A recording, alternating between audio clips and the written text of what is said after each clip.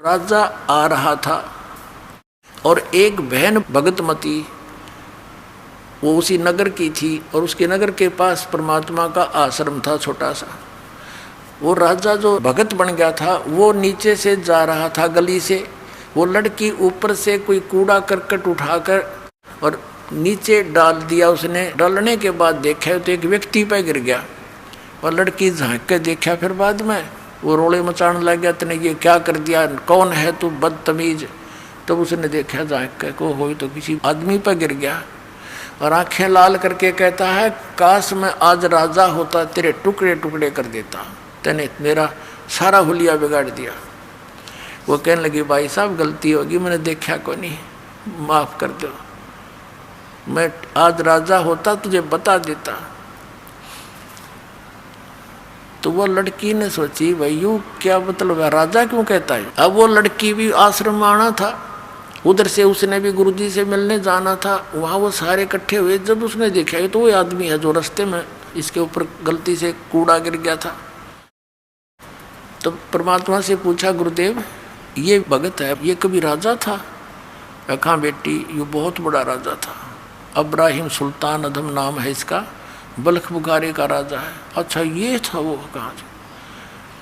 परमात्मा ने पूछा क्या बात थी कि महाराज जैसे ऐसे ये आया ना, जब मेरे से गलती से कूड़ा गिर गया, मैंने ध्यान नहीं करा, मैं तो यहाँ आने की चिंता में थी।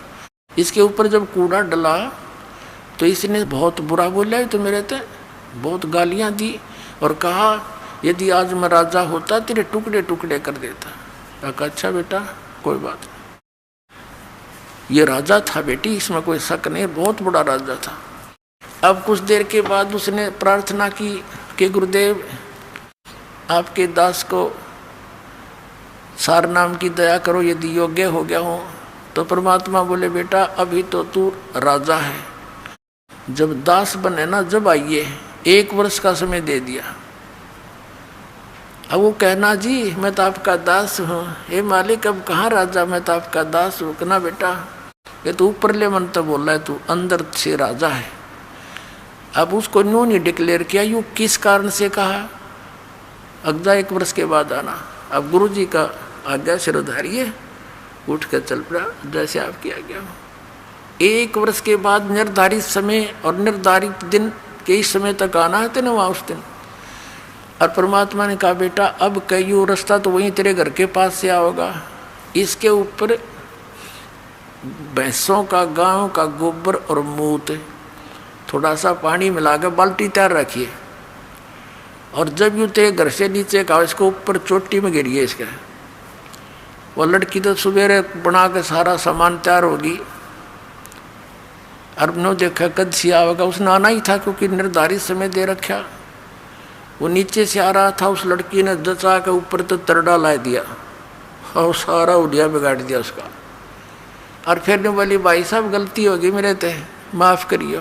ने बोला बहन कोई बात ना, माटी पर माटी ये तो पड़ी है, कोई बात ना, धो लूँगा नहा लूँगा, कोई बात नहीं। अब फिर वो नहा धो के, गर्मियों का समय था, थोड़ी देर में कपड़े सूख साख गए। फिर वो आया, वो लड़की उससे पहले पहुँच गई। परमात्मा ने पूछा बेटा करा काम, हका कर दिया जी। तो क्या प्रतिक्रिया थी इसकी भगत की। वो लड़की बोली जी आज नो बोल आयु कि कोई ना बहन ये तो माटी पर माटी पड़ी है, धो लूँगा साफ हो जाएगी, कोई बात नहीं। कहा बेटा आज यूँ योग्य हो गया सार नाम के, आज दूंगा इसने। फिर वो आया, चरणों में प्रणाम किया कि गुरुदेव आपका दास योग्य हो गया हो तो दया करियो दाता। ने बोला बेटा आज तू राजा नहीं है, आज तू दास है, और दास है तो मेरा खास है। बोला जी ना राजा नहीं था मैं। ना बेटा उस दिन तू राजा था, इस लड़की ने तेरे ऊपर वो कूड़ा डाला था, क्या बोला तू उस दिन। कहा जी उस दिन तो मैं कति ढेढ़ था, राजा तो होता कि मैं कर दे, मैं कुछ करण का भी ना था, फिर बकवाद करूँ था। ये परमात्मा आपकी दया से आज दास के अंदर दासापन आ गया। तो परमात्मा कहते हैं दासातन नेड़े नहीं नाम धरावे दास, और पानी के पिए बिना भाई कैसे बुझ जा प्यास। तो पुण्यात्माओं यही प्रोसेस जो सतनाम और सारनाम का शुरुआत से ही है, और आज यो नाम आपको सहज में मिलने जा रहा है, और आपको इस ज्ञान रूपी क्रेन से यहाँ से निकाल कर सतलोक भेजा जाएगा। बोलो सतगुरुदेव।